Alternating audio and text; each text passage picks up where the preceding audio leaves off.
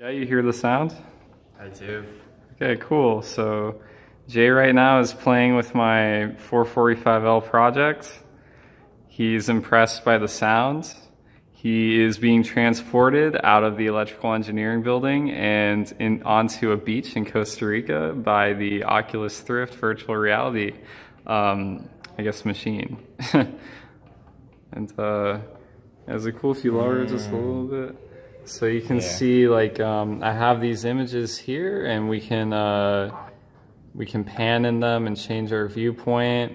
We can zoom in and zoom out, which is pretty cool. As you can keep playing with the J. Right. Because I hear every different sounds once I move all the joystick like to the left. And right. Yeah.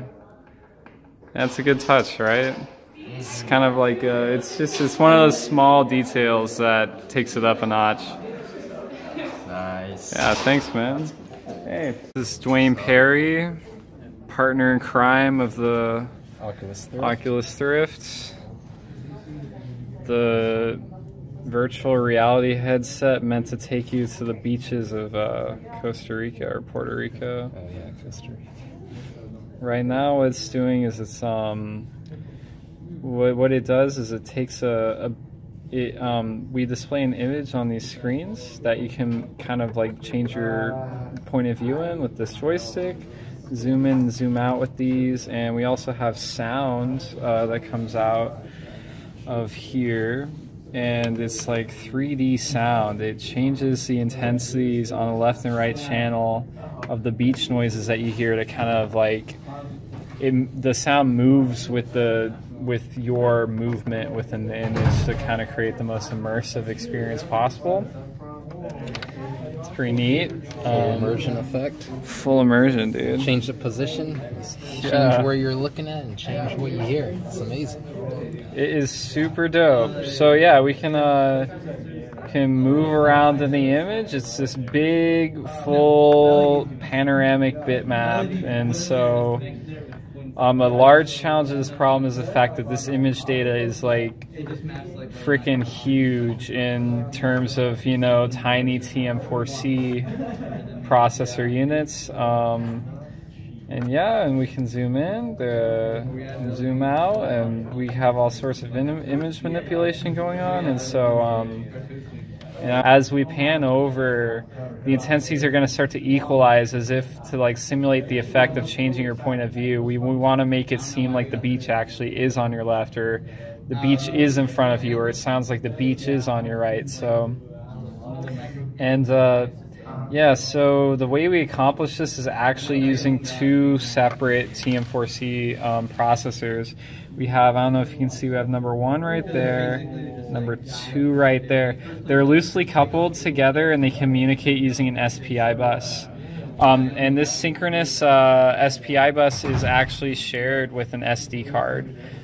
So the SD card provides permanent flash memory for the system, and that's where we actually read the image off of that we're displaying here. Only at boot time though, because if we were to use that SD card to get information at runtime, it would be way too slow. And so what we have to counteract that is a giant array of interleaved memory. We have count them 8 banks of asynchronous SRAM memory. It's pretty dope. And so at the start of the system, we take the bitmap file off the SD card byte by byte. We interpret it and we pack it into a different format that our system can use. And we put each 16-bit word onto a large bus that we designed, and we put it into this memory so that we can access it at runtime very, very quickly. And so, a lot of emphasis on in this project was made so that we could kind of refresh these screens as fast as possible. So when we did that is we have this 16-bit bus that the screens are actually directly interfaced with. So we don't have to read from memory with the microcontroller and then write out to the screens, we can just we have this parallel bus, and we just throw an address on our memory address bus.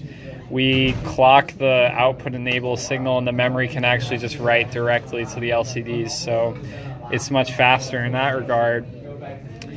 And yeah, it's pretty cool. Pretty proud of that. Can look at this data flow here that shows kind of a higher level view of our decoding logic. We have the bus is multiplex because we only want to use 8 pins of our processor, but our bus is 16 bits, but we only want to use 8 pins, so we have some multiplexing logic to kind of figure that out. We have other interfaces of the system. We have a stereo DAC that delivers the stereo sounds. The configuration for the processors is such as master-slave, so master handles memory, LCD configurations, coordinates the whole system, and it sends commands and receives responses from the slave.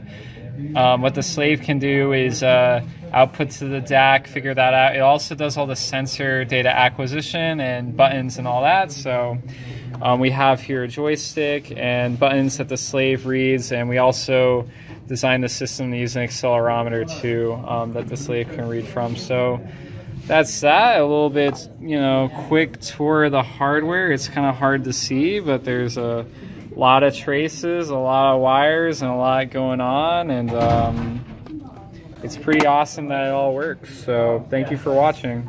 Anything else, Dwayne? I think that's it. All right, dope. Thanks, guys. Oculus Thrift.